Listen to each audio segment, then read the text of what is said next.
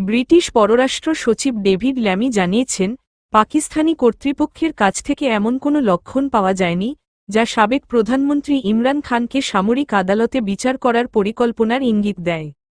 সম্প্রতি ইমরান খানের আন্তর্জাতিক বিষয়ক উপদেষ্টা জুলফিকার বুখারী লেবার পার্টির এমপি কিম জনসনকে একটি চিঠি লিখেছেন। এতে ইমরান খানকে সামরিক আদালতে বিচার প্রক্রিয়া নিয়ে গুরুতর উদ্বেগ তুলে ধরা হয়। এর পরিপ্রেক্ষিতে কিম জনসন সহ ব্রিটেন পার্লামেন্টের প্রায় ২০ এমপি দেশটির পররাষ্ট্র সচিব ডেভিড ল্যামির কাছে জানতে চান, গণতান্ত্রিক বিষয় সামরিক আদালতে কেন তোলা হবে। এ নিয়ে পাকিস্তান সরকারের কাছ থেকে সুস্পষ্ট বক্তব্য চান তারা। ২০ এমপির এই দল ইমরান খানের মুক্তির জন্য চাপ দেওয়ার জন্য ল্যামিকে অনুরোধ করেন। এতে তার আটককে রাজনৈতিকভাবে উদ্দেশ্যপ্রণোদিত বলে অভিহিত করা হয়।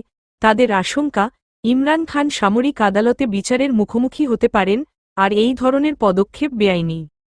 গত কয়েক মাসের মধ্যে সেনা আইনের সংশোধনী এবং সাবেক গোয়েন্দা লেফটেন্যান্ট জেনারেল, অবসরপ্রাপ্ত ফয়েজ হামিদের গ্রেপ্তারের পর ইমরান খানের সম্ভাব্য সামরিক বিচার নিয়ে আশঙ্কা তৈরি হচ্ছে। ৯ মে সহিংস বিক্ষোভে তার বিরুদ্ধে নথিভুক্ত করা মামলার বিষয়ে সম্ভাব্য সামরিক বিচারের বিরুদ্ধে তিনি ইসলামাবাদ হাইকোর্টের দ্বারস্থ হন। অবশ্য এক শুনানিতে ফেডারেল সরকার আদালতকে জানিয়েছিল যে সামরিক আদালতে খানের বিচার তাদের বিবেচনাধীন নয়, কিন্তু এরপরও সংশয় থেকে যাচ্ছে। কারণ পাকিস্তানের প্রতিরক্ষামন্ত্রী খাজা আসিফ সম্প্রতি এক সাক্ষাৎকারে বলেছেন, সাবেক প্রধানমন্ত্রীর বিরুদ্ধে যথেষ্ট প্রমাণ রয়েছে, যেগুলো ইঙ্গিত দিচ্ছে যে তার বিচার সামরিক আদালতে হবে। তবে কী প্রমাণ, সে সম্পর্কে বিস্তারিত বলেননি তিনি।